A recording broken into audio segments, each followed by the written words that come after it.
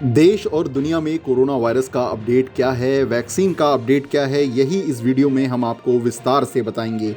शुरू करते हैं भारत के अपडेट के साथ।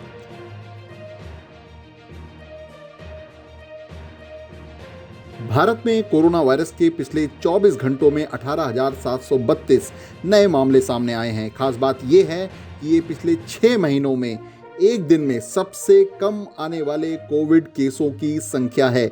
इससे पहले 1 जुलाई को 18,753 कोविड के मामले सामने आए थे। पिछले 24 घंटों में 279 लोगों की जान कोरोना ने ली है। वहीं इस वायरस से अब तक 1,47,622 लोगों की जान देश में जा चुकी है। भारत में कुल कोरोना के पॉजिटिव केस अब तक 1,01,87,000 के पार हो गए हैं। वहीं 2,78,690 अब भी पॉजिटिव केस देश में मौजूद हैं। इस वायरस से 97,61,000 से ज़्यादा लोग ठीक भी हुए हैं।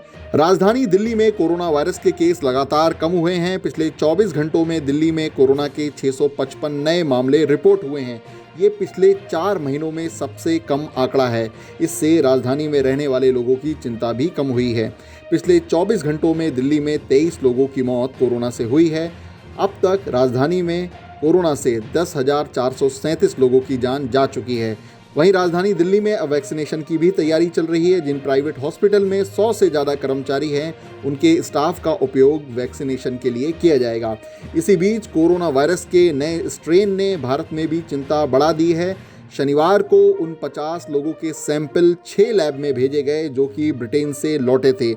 वहीं उन लोगों पर लगातार नज़र रखी जा रही है जो पिछले 1 महीने के अंदर ब्रिटेन से वापस आए हैं।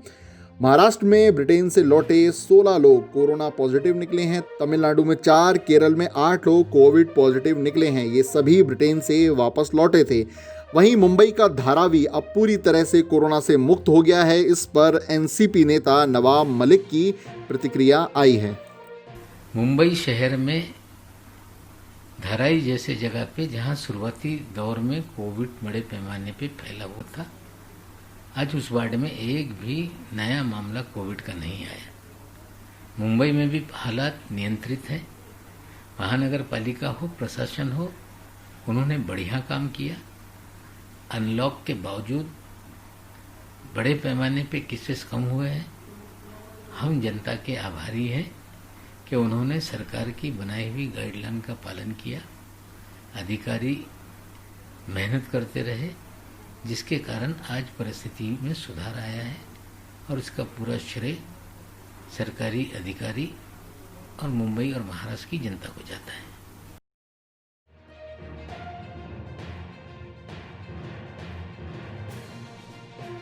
कोरोना वायरस से जुड़ी इन खबरों के बाद बात करते हैं कोरोना वायरस के वैक्सीन से जुड़ी हुई। ऑक्सफोर्ड एस्ट्राजेनिका के वैक्सीन पर अपडेट आया है कि ये 95% तक कारगर है। एस्ट्राजेनिका के सीईओ पास्कल स्टोरियट ने ये बात कही। हालांकि इस बारे में एस्ट्राजेनिका की ओर से कोई डेटा जारी नहीं किया गया है। ऑक्सफोर्ड एस्ट्राजेनिका के साथ ही भारत का serum institute of India partner है। इससे पहले मॉडर्ना और फाइजर वैक्सीन ने अपने नतीजे जारी किए थे, जिसमें फाइजर ने 95% तो मॉडर्ना ने कहा था कि उनका वैक्सीन 94.5% तक कारगर है। वहीं चीन की वॉल्वैक्स बायोटेक्नोलॉजी भी एस्ट्राजेनिका जैसा वैक्सीन बनाएगी।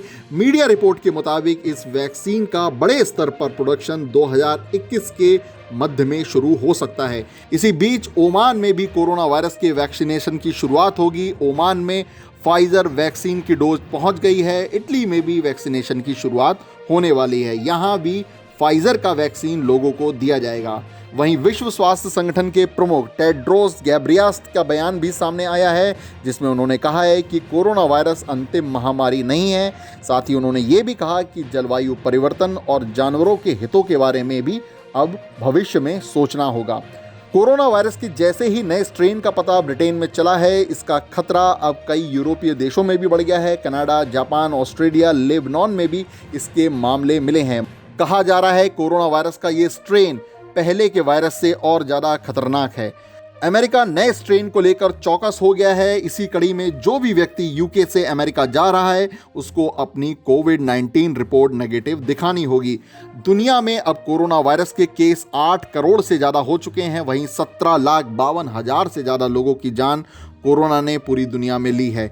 अमेरिका में सबसे ज़्यादा कोरोना वायरस के केस सामने आए हैं। इसके बाद भारत, ब्राज़ील, रूस और फ्रांस का नंबर है।